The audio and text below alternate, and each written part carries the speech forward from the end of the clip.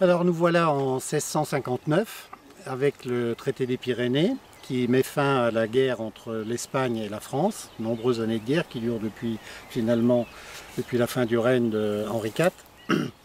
Et par ce traité des Pyrénées, donc Louis XIV va épouser la fille du roi d'Espagne, mais enfin ça ne nous regarde pas trop ici. Mais surtout, l'Espagne cède à la France les places fortes de Philippeville et de Mariembourg. C'est-à-dire que la France s'installe déjà durablement dans l'entre-Sambre-et-Meuse.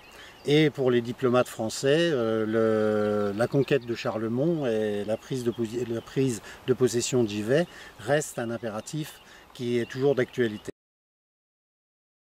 Alors cette prise de possession va durer encore un certain temps, puisque en 1675, pendant la guerre de Hollande, les troupes de Louis XIV qui ont envahi les Pays-Bas espagnols ont essayé de s'emparer de Givet, qui a encore été brûlé bien entendu, mais Charlemont a résisté et a bien rempli son rôle de défense, mais en étant une place forte isolée, puisque les troupes françaises sont remontées vers le nord en la laissant aux mains des Espagnols.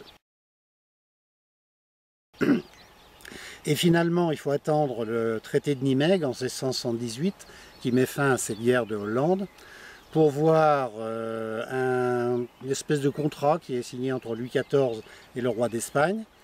Louis XIV exige Givet ou Dinan.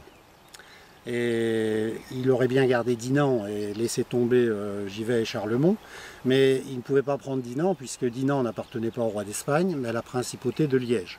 Et finalement, en 1680, donc, les Espagnols se décident et abandonnent Givet et Charlemont.